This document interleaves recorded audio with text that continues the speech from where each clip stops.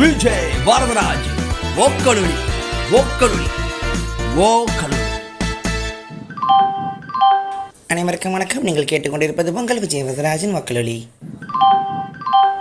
आप है तमिल पीपल का लिसनिंग है विजय வரதராஜ் वक्लुली का पॉडकास्ट ये कहना है। வணக்கம் நேர்களே, இது உங்கள் விஜய் வரதராஜின் वक्लुली। நிறைய விஷயங்கள்லாம் சொல்லி முடிச்சிட்டனோ அப்படின்னு அடிக்கடி தோணும். எல்லாமே பேசி முடிச்சிட்டோமோ பாட்காஸ்ட்டில் அப்படின்னு தோணும். அதனால தான் சில சமயம் லேட்டாகும். என்ன பேசுகிறது, எல்லாத்தையும் சொல்லி முடிச்சிட்டோமோ 80 எபிசோட்லன்னு தோணும்.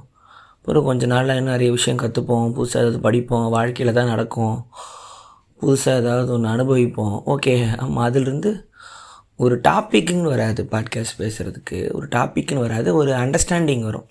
ஒவ்வொரு கேள்வியாக ரிசல்வ் ஆகி ஒரு பதில் கிடைக்கும்ல, அது வரும். அதை பொறுத்து தான் நான் பேசுகிறதுமே. இந்த வாரம் ஒரு கெஸ்ட் இன்டர்வியூ எடுக்கலாம், இந்த வாரம் ஒரு பாட்டை பற்றி பேசலாம், அந்த மாதிரிலாம் வக்லொலி தோணாது. நமக்கு பிடிச்ச ஒரு 10 புக்கு சொல்லலாம், 20 நாளில் பாசிட்டிவிட்டி ஆகிறது எப்படி, அது மாதிரிலாம் இல்லை. ஒரு நமக்கே ஒரு தெளிவு வரணும். இவ்வளோ நாள் இந்த ஒரு கேள்வி இருந்துச்சு, அதுக்கு இதுதான் பதில் போல், இதை பற்றி ஏன் யாரும் யோசிக்கிறது இல்லை, இது ஒன்று இருக்குல்ல அப்படிங்கிற விஷயம் அதுவாக லைஃப்பில் ஒரு பாயிண்டில் போய் ஆன் பண்ணி பேசேன் அப்படின்னு எனக்கு நானே சொல்லிக்கணும். அந்த மொமெண்ட் வர்ற வரைக்கும் தான் நான் வெயிட் பண்ணுறேன். ஒவ்வொரு சனிக்கிழமையும் சாயந்தரம் 7 மணிக்கு வக்லொலி வந்துடும் அப்படின்னா அது இந்த மாதிரி இருக்குமான்னு எனக்கு தெரியலை. ஸோ அதையும் மீறியும் சரி என்னென்னலாம் இன்னும் பேசலாம் அப்படிங்கிறத ஒரு பிளான் மாதிரி பண்ணி பொறுமையாக நிறைய ஃப்ரீக்வெண்ட்டாக எபிசோட் போடலாங்கிற விஷயமும் இந்த பர்த்டேக்கு அப்புறம் ஒரு கிளாரிட்டி இருக்குது. அதையும் சீக்கிரம் கொண்டு வந்துடும் நிறைய. ஸோ எப்போதும் போல் வக்லொலி உங்களுடன் உங்கள் இரவுக்கு தூக்கத்திற்கு துணை நிற்கும். நிறைய பேசியிருப்பேன் எல்லா பாட்காஸ்ட்லேயும்.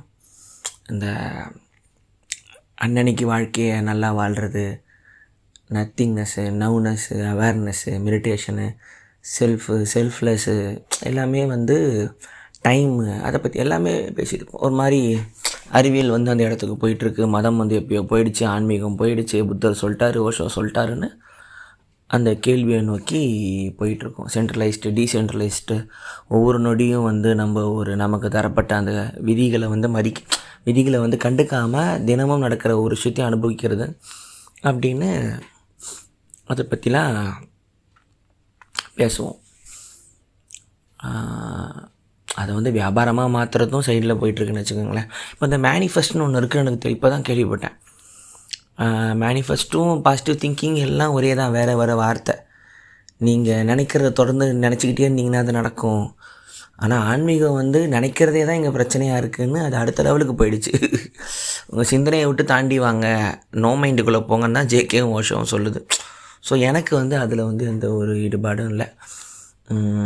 நார்மலாக நமக்கு ஒரு உங்கள் உள்ளுக்குள்ளே இன்னர் பீயிங் என்ன மாதிரி இருக்கணும் அப்படின்னு நீங்கள் முடிவு பண்ணிங்கன்னா, அதுக்கு நீங்கள் செட் ஆகிட்டிங்கன்னா வெளி உலகம் அதுக்கு உங்களை தயார்படுத்தும். நீங்கள் உள்ளுக்குள்ளே நிறைவாக இருக்க ஆசைப்படுறீங்க அப்படிங்கிற ஒரு டைரெக்ஷன் போயிட்டீங்கன்னா அது உங்களை சில இடத்துக்கு கொண்டு போகும். நான் அதை நம்புகிறேன். உங்களை என்னவா நீங்கள் பார்க்க ஆசைப்படுறீங்கிறது ஒரு விஷுவல் இல்லை, ஒரு 5 காரோடையோ ஒரு 10 பில்டிங்கோடையோ இல்லை இவ்வளோ அந்த ஹாப்பினஸ்ஸுங்கிறது வெளியே ஆப்ஜெக்டில் உங்களுக்கு வரப்போகிறது இல்லை. அப்படின்னா இதெல்லாம் இருக்கிறவங்க ஹாப்பியாக இருக்கணும்.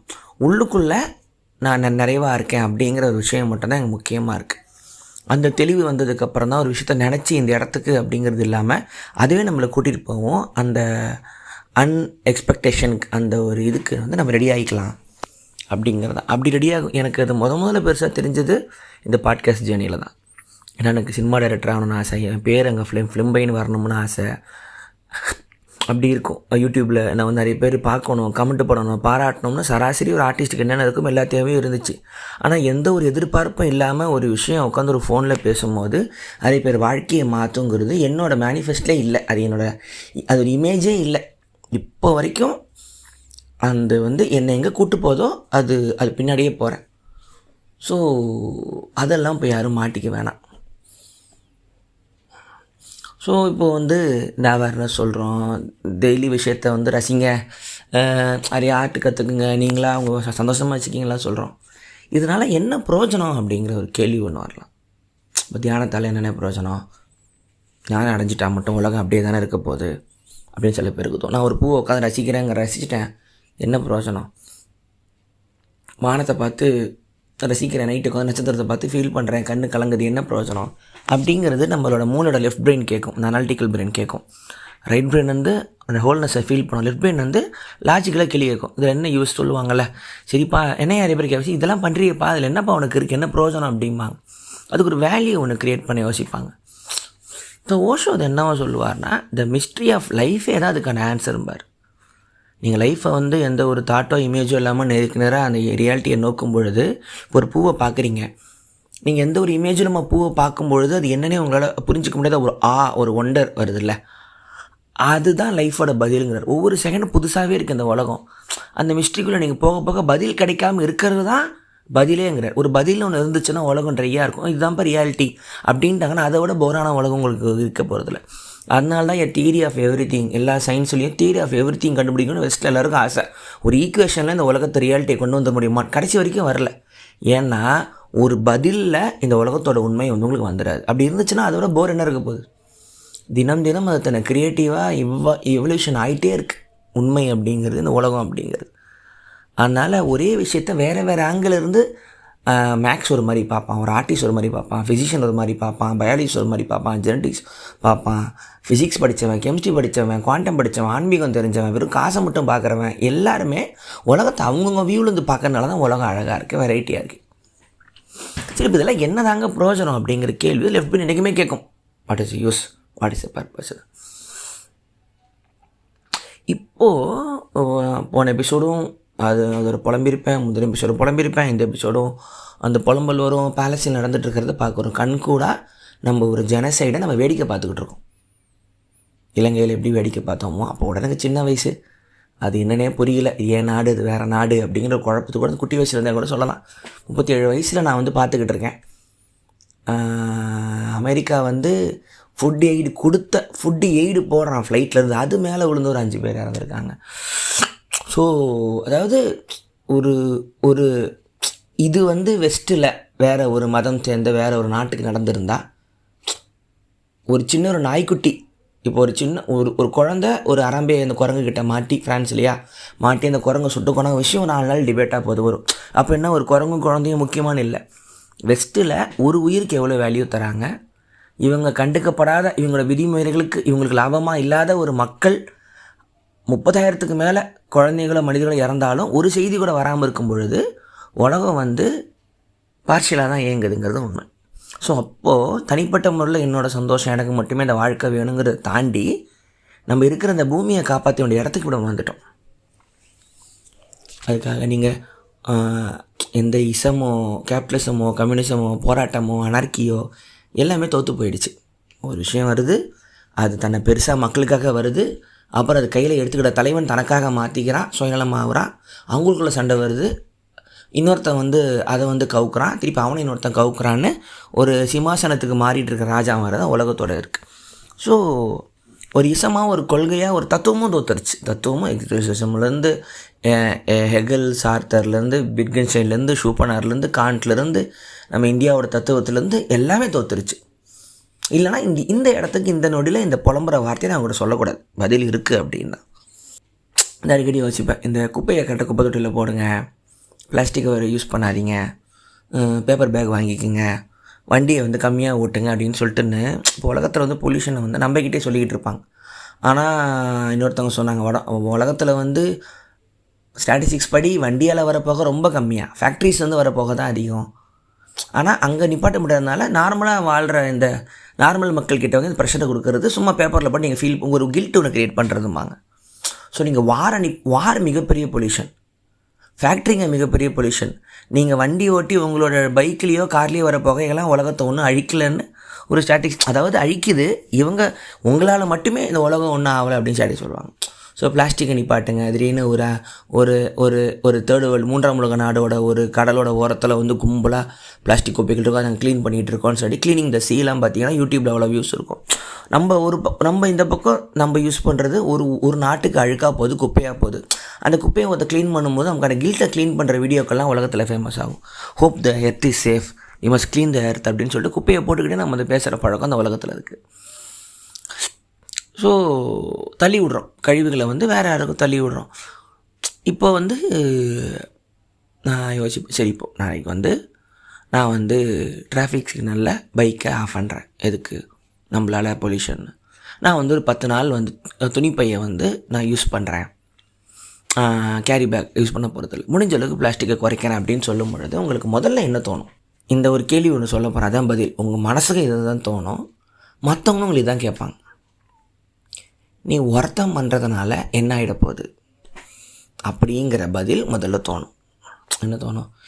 ஏன்டா வண்டியை ஆஃப் பண்ணிக்கிட்டு இதோ மற்றவங்களாம் டிராஃபிக்கில் வண்டியை ஆஃபாக பண்ணுறாங்க, எப்படியும் ஓசோனில் ஓட்ட தான் போகுது, பூமி அழிய தான் போகுது, நீ மட்டும் ஏன், உனக்கு மட்டும் என்ன அப்படிங்கிற பதில் தான் பதிலாக வரும். மற்றவங்களும் உனக்கு மட்டும் என்ன மாப்பிள்ள, நீ சொன்னால் கேட்கவா போகிறாங்க, அங்கே பாரு பீச்சில் பாரு எவ்வளோ குப்பை இருக்குது, ரோட்டில் பாரு, நீ எல்லாம் போய் பண்ண போறியா, ஒழுங்காக கேரி பேக் யூஸ் பண்ணிட்டு வீட்டுக்கு போடா அப்படின்னு நமக்கு சொல்லிக்கிற சமாளிப்பு வந்து ஒன்றால் மட்டும் என்ன ஆகிட போகுது அப்படின்னு.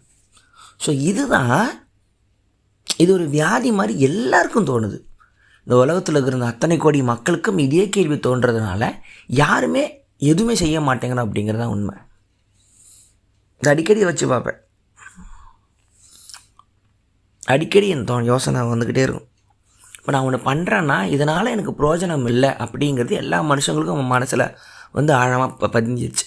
நீங்கள் ஒரு நல்லது பண்ணுறீங்க அப்படின்னா அதனால் என்ன பிரயோஜனம் அப்படிங்கிறது மனதில் தெளிவாக பதிந்து விட்டது. திருப்பி திருப்பி திருப்பி சொல்கிறேன். ஒரு பாட்டிமா வந்து கார் கதவை தட்டி காசு கேட்குது. நம்ம நல்லவங்க தான், பாட்டிக்கு ஃபீல் பண்ணுறோன்னா காசெல்லாம் கொடுத்துருப்போம். சில சமயம் அந்த ஜன்னலை திறக்காமல் காரில் நம்ம எல்லாருமே உட்காந்துருக்கோம். அந்த நொடி அந்த இடத்துக்கு எது கொண்டு வந்துச்சு எனக்கு யோசிப்போம்மா.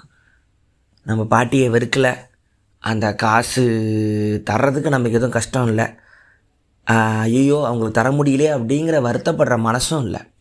நல்லவங்க தான், ஃபீல் பண்ணுறவங்க தான். ஆனால் சில சமயம் கல் மாதிரி உட்காந்துருக்கிற காரணம் என்னெல்லாம் யோசிச்சிருக்கீங்களா? முதல்ல என்ன தோணும்? இந்த பாட்டி நல்லா தான் இருக்கும், ஃப்ராடு பண்ணுது அப்படின்னு முதல்ல ஒன்று தோணும். ரெண்டாவது என்ன தோணும்? நான் இல்லைனா யாரோ ஒருத்தங்க தரதானே போகிறாங்க அப்படின்ட்டு இருக்கும். மூணாவது, நானே கஷ்டப்படுறேன், நான் மட்டும் நல்லாவா இருக்கேன். இது எல்லாமே நமக்கு நாமே சொல்லிக்கிற சமாளிப்புகள் அப்படிங்கிறதுனால எந்த ஒரு விஷயமும் இது கடைசியாக எனக்கு என்ன ஒரு தாட் வரும்னா, ஒருத்தர் சொல்லியிருப்பார், ஒரு மனுஷன் தான் பண்ணுறதுலையே இவர் சத்குரு தான் சொல்லியிருப்பார், பரவாயில்ல இருக்கட்டும். ஒரு மனுஷன் உலகத்திலேயே பண்ணக்கூடாத ஒரு விஷயம் சாப்பாடுக்கு கை நீட்டுறது. அந்த இடத்துக்கு ஒருத்தன் வந்துட்டான்னா அது யாருமே வரமாட்டாங்க. எவ்வளவு நினச்சாலும் ஒரு மனுஷன் வர்றதை யோசிப்பான். அதுக்கு ஒருத்தன் வந்துட்டான்னா அதுக்கு மேலே அவன்கிட்ட யோசிக்காதீங்க அப்படிம்பார். அது எனக்கு ரொம்ப நியாயமாகப்பட்ட விஷயம். ஸோ நான் ஒரு 90% நான் வந்து என்ன இருக்கோ ₹1 2 சில சமயம் நின்னெல்லாம் ₹50 கொடுத்துட்டுலாம் வண்டியில் தாண்டி போயிருப்பேன். அது வந்து என்னோடய மனசுக்கு மட்டும்தான். ஏன்னா அந்த இடத்துக்கு இவங்க வர்றதுக்கு நம்மளும் ஒரு காரணமாக இருக்கிறோம்ல. ஏன்னா அந்த இடத்துக்கு நான் வர யோசிக்க மாட்டேன். பைக்கில் போயிட்டு இருக்க ஒருத்தர் நிப்பாட்டி எனக்கும் என் பிள்ளைக்கும் பசிக்குதுன்னு என்னால் சொல்ல முடியாது. அந்த இடத்துக்கு நான் வந்தால் நான் உயிரோடு இருக்க மாட்டேன். அதை ஒரு அம்மா நின்று கண்ணு கலங்கி சொல்லுதுன்னா அது நடிச்சுட்டு கூட போட்டோம், ஃப்ராடு கூட பண்ணட்டும், அந்த இடத்துல வந்து ஒருத்தவங்க ஃப்ராடு பண்ணுறதுக்கான வாய்ப்பு யாருக்குமே தோணாது. ஸோ அங்கே வரும்பொழுது நீ தப்பாகவே இருந்துக்கோ, நீ ஏமாற்றி கூட பழிச்சிக்கோ, இந்தா நீ போய் சாப்பிடுன்னு தர்ற மனசு வந்து எனக்கு வந்துடும். அதுலேயும் கேள்வி கேட்குற ஃப்ரெண்ட்ஸ் எல்லாம் உங்களுக்கு தெரியும். சும்மா எதுக்கு ஒரு ₹2 நீங்கள் போட்டாங்க, அது ஒரு 10 நிமிஷம் கேள்வி கேட்குற ஃப்ரெண்டெல்லாம் உங்களுக்கு தெரியும். ஆனால் அவங்க எங்கேயோ 10 லட்ச ரூபா பிஸ்னஸில் ஏமாந்துருப்பா, அதை அவங்ககிட்ட காட்டிக்க மாட்டான். அது மனுஷங்க விந்தியான மனிதர்கள் தான். ஸோ இப்போது இதை நம்ம இல்லாட்டியும் இவங்க நல்லா தான் இருக்க போகிறாங்க, நம்ம நல்லது பண்ணுறதுனால எந்த பிரயோஜனமும் இல்லை அப்படிங்கிறது தான் எல்லாருக்கும் இருக்கிற பெரிய தவறாகவே நான் பார்க்குறேன். நம்ம எல்லாமே ஏமாற்றிக்கிறோம். ஏன் உலகம் இப்படி இருக்குன்னா அது ஒன்று தான் எனக்கு தோணுது. ஒரு அழகான கதை ஒன்று, லாரன் ஐஸ்லின் அப்படின்னு ஒருத்தர். லாரன் ஐஸ்லி இப்போ தான் ரீசெண்டாக ஒரு புக்கெலாம் படிக்க ஆரம்பித்தேன். பிரெயின் பிக்கிங்ஸில் மரியா போவான்னு ஒருத்தங்க எழுதுவாங்க பிளாக், த மார்ஜினிலியன் அப்படின்னு ஒரு பிளாக். அது நிறைய புக்கை இன்ட்ரடியூஸ் பண்ணாங்க. ரீசெண்டாக கண்டுபிடிச்ச ஒரு புக்கெல்லாம் படிச்சுக்கிட்டு இருக்கேன். ஒரு ஷார்ட் ஸ்டோரி ஒன்று இருக்குது, ஸ்டார் ஃபிஷ் அந்த சீன் நினைக்கிறேன். ஸோ ஒருத்தன் வந்து ஒரு ஸ்டார் ஃபிஷ்ஷை எடுத்து கொஞ்சம் கதை நான் ஒரு கடலை எடுத்து போட்டுருக்கான், திருப்பி ரிட்டன் வருது, திருப்பி கடல் எடுத்து போடுறதோ கஷ்டப்பட்டுக்கிட்டு இருக்கான். உடனே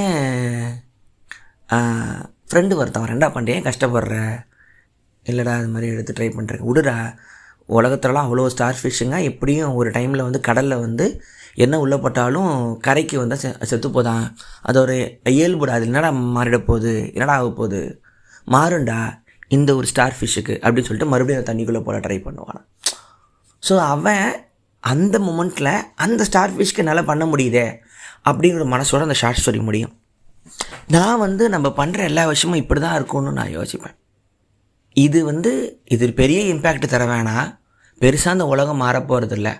ஆனால் இந்த உடம்பு இந்த மனசு இன்றைக்கி ஒன்று செஞ்சுருக்கு, அது யாரும் கண்டுகாட்டியும் பரவாயில்ல அப்படிங்கிறது ஒரு பெரிய மனசு வேணும். ஜெய கிருஷ்ணமூர்த்தி சொல்லுவார், it is very hard to be a normal human being than win success R famous at any field அப்படிம்பார். யாரும் உங்களை கவனிக்காமல் ஒரு சராசரி மனுஷனாக எந்த ஒரு நல்லதும் யாருக்கும் தெரியாமல் பண்ணிட்டு வாழ்கிறவங்க தான் மிகப்பெரிய வலிமை உள்ளவர்கள் அப்படின்னு சொல்லுவார் ஜேகே. ரொம்ப பிடிச்ச வார்த்தை அது.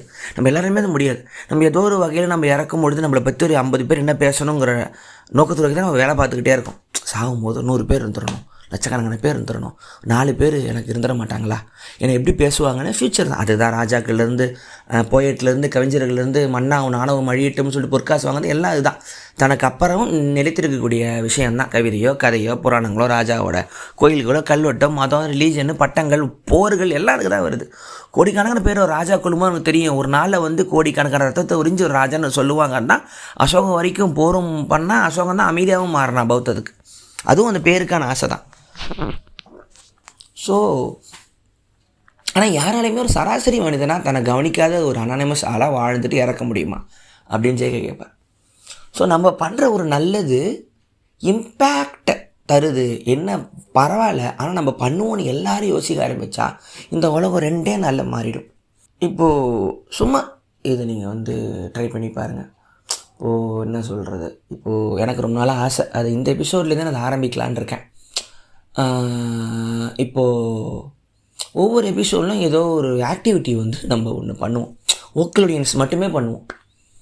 ரொம்ப முட்டாள்தனமாக இருக்கும், நம்மளை கிண்டலாக பார்ப்பாங்க, நமக்கு மனசுக்கு நிறைவாக இருக்கிற மாதிரி ஒரு விஷயம் நம்ம பண்ணி பார்ப்போம். நான் இது மாதிரி பண்ணி பார்க்கலாமான்னா எல்லோரும் அதை பண்ணி பாருங்கள். பண்ணி பார்த்துட்டு உங்களுக்கு எப்படி இருக்கோ அதை நினச்சிக்கோங்க. ஆனால் நீங்கள் பண்ணும்போது நினச்சிக்கோங்க நம்மள மாதிரி இந்த பாட்காஸ்ட் எல்லாருமே இதை பண்ணியிருப்பாங்க அப்படின்னு நினச்சிக்கோங்க. ஸோ அது எனக்கு ரொம்ப நாளாக ஒவ்வொரு பாட்காஸ்ட் ஏதோ ஒரு விஷயத்த ஒன்று சொல்லி, அதாவது இன்றைக்கி போயிட்டு நீங்கள் டெய்லி நடந்து போகிற இடத்துல நீங்கள் இது வரைக்கும் கவனிக்காத ஒரு செடியோ ஒரு பூவையோ கவனிக்காத ஒரு சின்ன ஒரு நாய்க்குட்டியோ இல்லை ஒரு பாட்டிமாக்கிட்டேயோ கவனிக்காத ஒரு நீங்கள் டெய்லி உங்களை தாண்டணும், ஆனால் கவனிச்சல அவங்கக்கிட்ட போய் ஏதாவது இன்ட்ராக்ஷனோ இல்லை உட்காந்து அதை பார்க்குறதோ, அந்த பூவை பார்க்குறதோ, நாய்க்குட்டிக்கிட்ட பக்கத்தில் நிற்கிறதோ இல்லை அந்த பாட்டி மடத்தோ ஒன்று வாங்குறதோ இந்த மாதிரியாவது பண்ணி பாருங்கள். இந்த மாதிரிலாம் ஒவ்வொரு எபிசோடு ஒன்று சொல்லலாமான் இருக்கேன். இதில் எந்த பிரயோஜனமும் இருக்காது, எந்த பயனும் வரப்போகிறது இல்லை. ஆனால்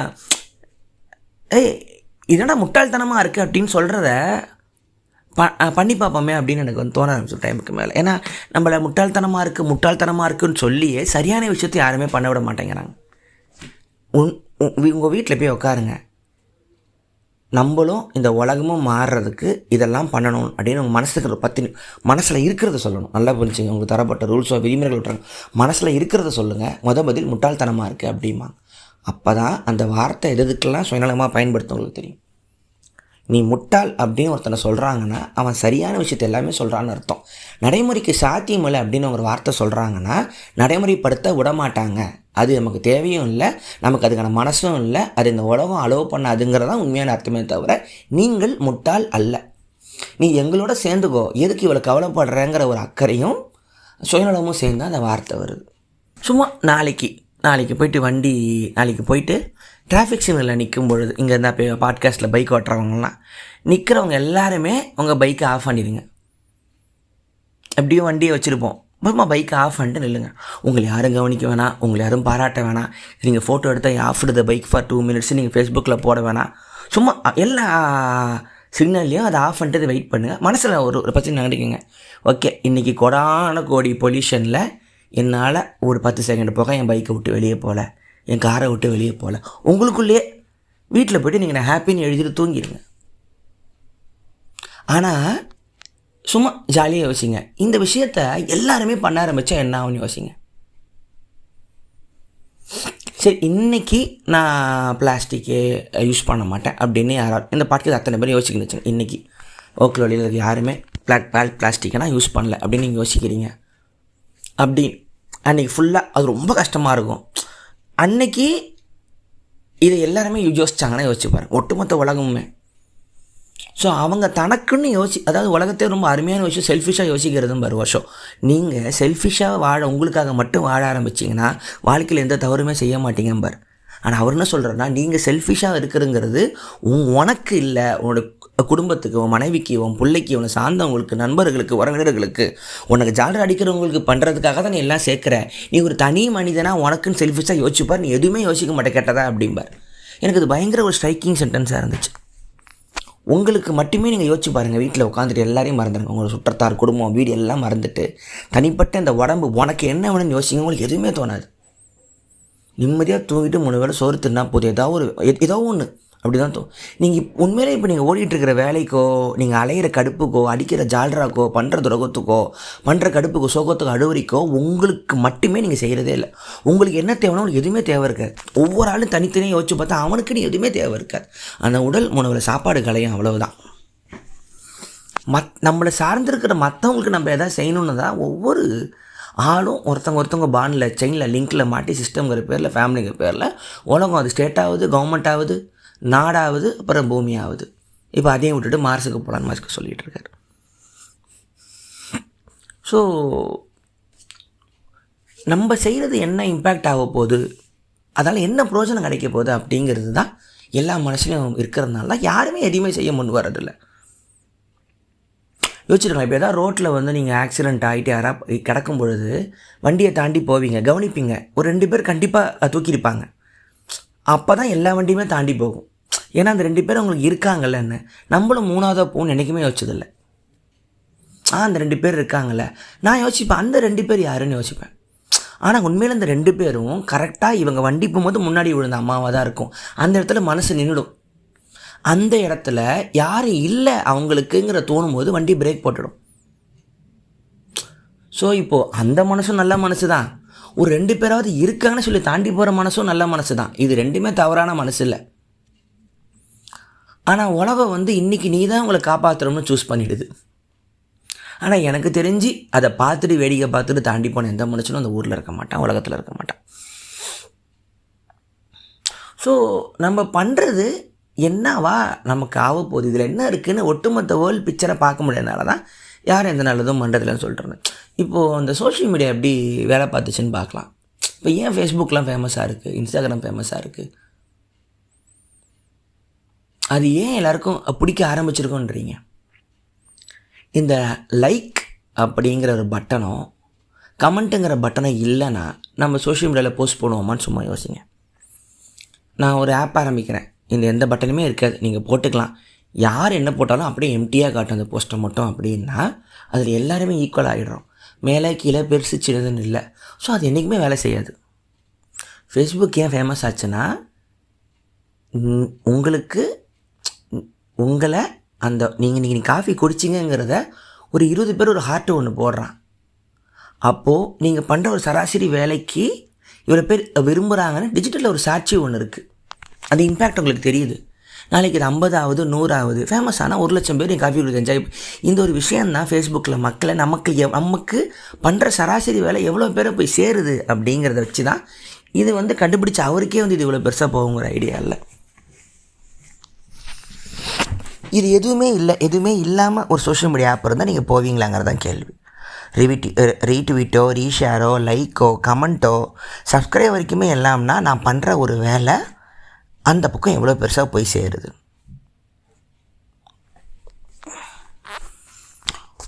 ஸோ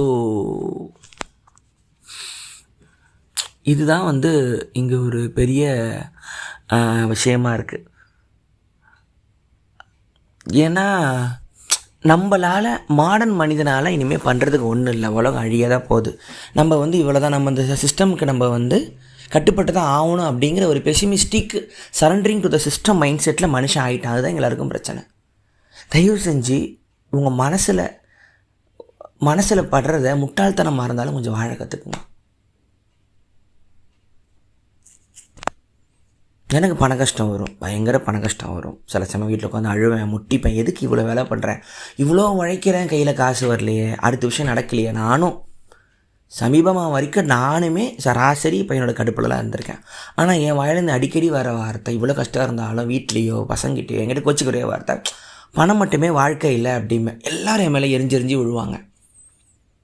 உங்களுக்கு பழைக்க தெரில, இப்படி இருக்கிறனால தான் இப்படி இருக்கும், உங்களுக்கு அந்த திறமை இல்லை, அந்த அறிவில்லாம் சொல்லியிருப்பாங்க. ஆனால் அது என்னோட ஒரு முட்டாள்தனமான ஒரு வார்த்தை, பணம் மட்டுமே வாழ்க்கை இல்லாமல்.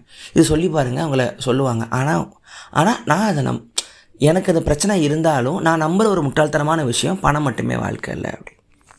ஏன்னா அதை நான் உணர்ந்திருக்கேன். கோவிடில் நாங்கள்லாம் ஒன்றும் ஆகாமல், நானே எங்கள் அம்மா என் தம்பி என் மனைவி பிள்ளைங்கள ஒன்றும் ஆகாமல் திருப்பி 3 வேளை மூச்சு விட்டுட்டு 3 வேளை சாப்பிட்றோம் நான் உணரும் பொழுது பணம் மட்டும் ஒன்றும் இல்லைன்னு தெரிஞ்சுது. ஏன்னா எவ்வளவோ பணம் இருந்தும் இறந்து போனவங்களும் தெரியும். ஒன்றுமே இல்லாமல் ரோட்லேயே டெய்லி அந்த பூ விற்கிற பாட்டி, கோவிட் லாக்டவுன்லேயே நல்லா இருந்த பாட்டியை நான் பார்த்துருக்கேன். அது கையில் வெறும் பூ விற்கிற ரோட்டில் உட்காந்துட்டு. ஸோ அது பார்த்துருக்கேன். ஒரு ஆர்ட் பண்ணி எதுவுமே நடக்காமையும் அது சந்தோஷமாக நான் தூங்கியிருக்கேன். ஸோ பணம் மட்டும் வாழ்க்கையில் தான் உணர்ந்திருக்கேன். நீங்கள் ஏதாவது ஒன்று உணர்ந்திருப்பீங்க, டேய் இது முட்டாள்தனமாக இருக்கடான்னு உங்களை ஜனங்க சொல்லியிருப்பாங்க. ஆனால் உங்கள் ஆர்ட்டு சொல்லணும், இது எனக்கு உண்மைன்னு தோணுதுடான்னு சொல்லும். அதை என்றைக்குமே பொத்தி பாதுகாத்துக்குங்க. அதை யாரையுமே கெடுக்க விட்டுறாதீங்க. இப்போ குழந்தைங்கள அடித்து வளர்க்காதீங்க அப்படிமா சில பேர் அடிப்பாங்க.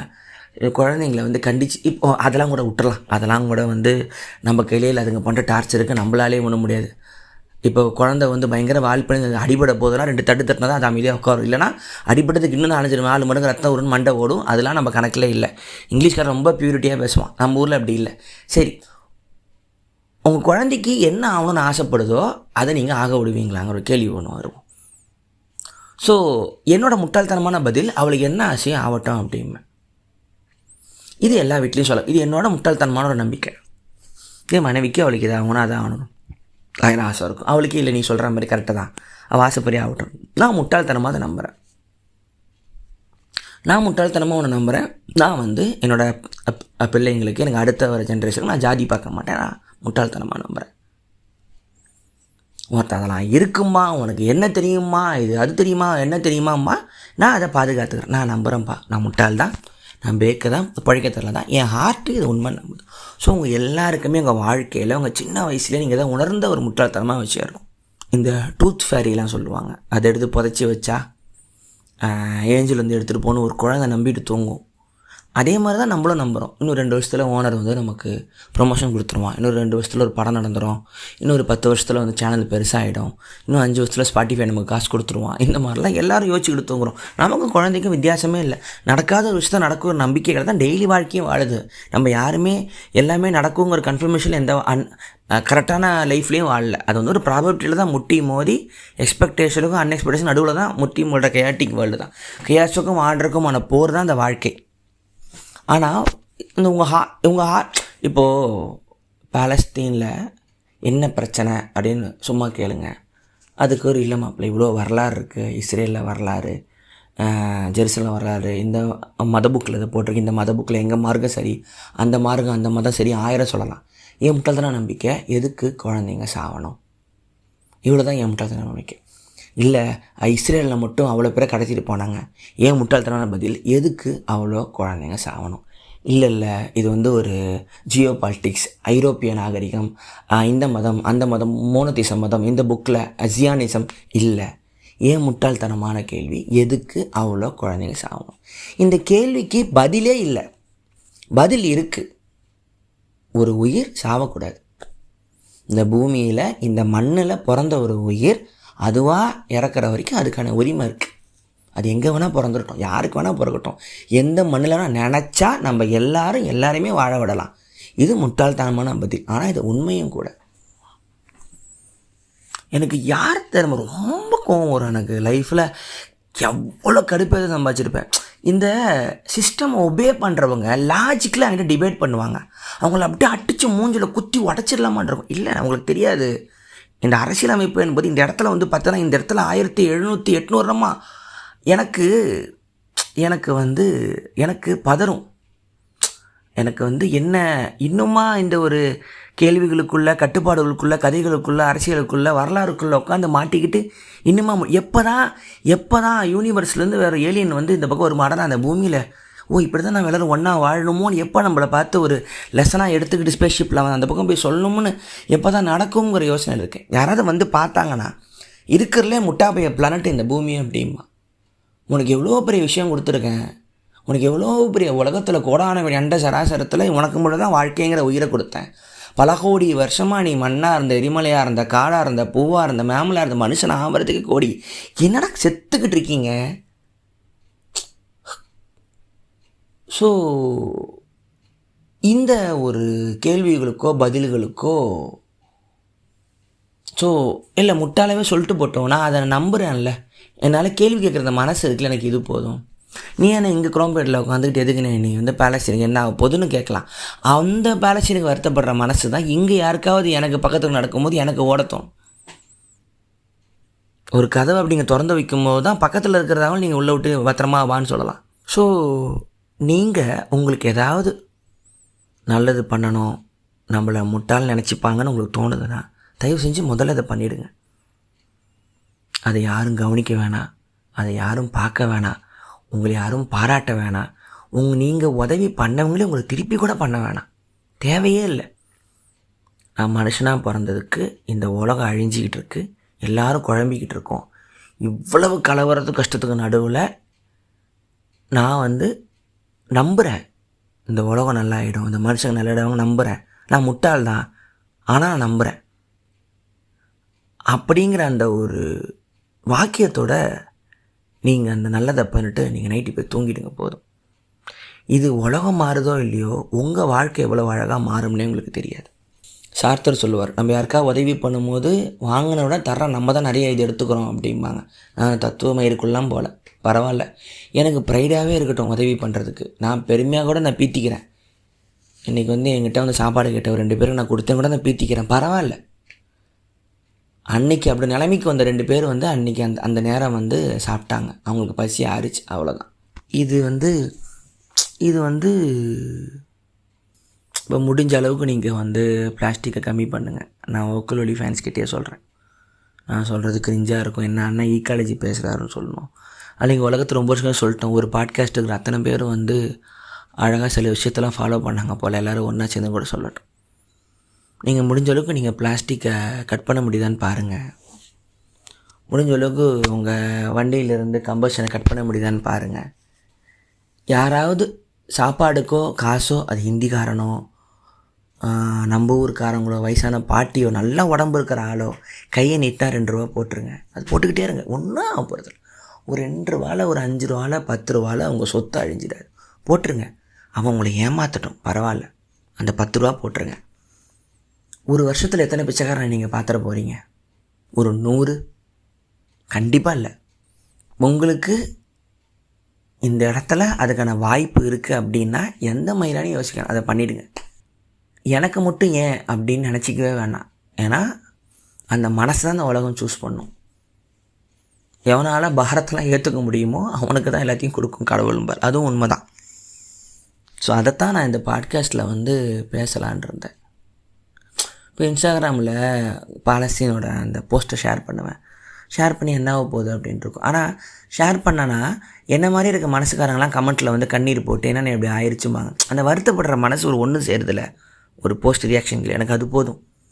இந்த ஊரில் இந்த மண்ணில் என் மொழி பேசிகிட்டு இருக்கிறவன் இவ்வளோ பேராவது இதுக்கு வருத்தப்படுறானே, அன்றைக்கி அவன் வீட்டு பக்கத்தில் அவனுக்கு எதாவது பிரச்சனை வந்தால் அந்த நிற்பான் அவன்.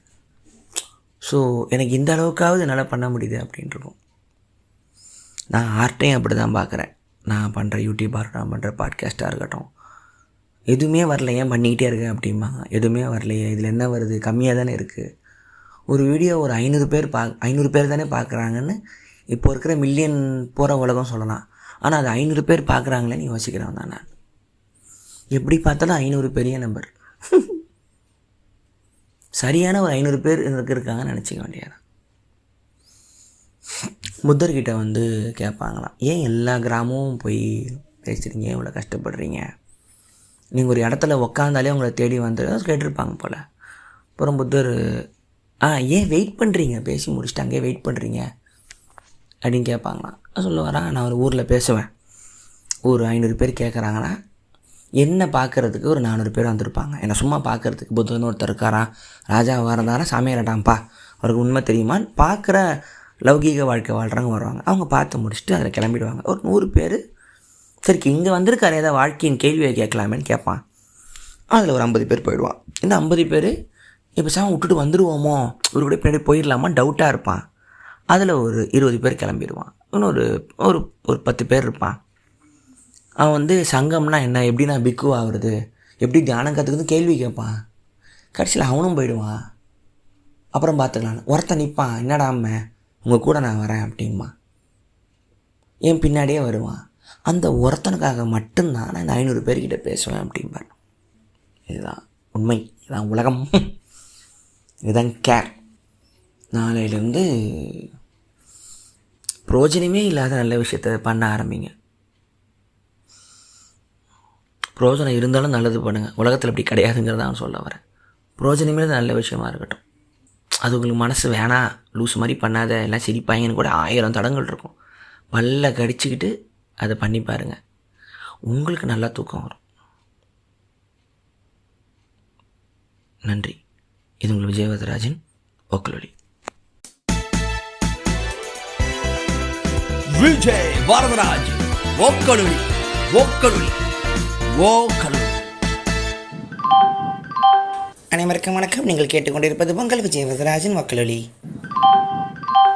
आप है तमिल पीपल कॉलेज नहीं है, विजय वरदराज वकलोली का पॉडकास्ट ये कहना है।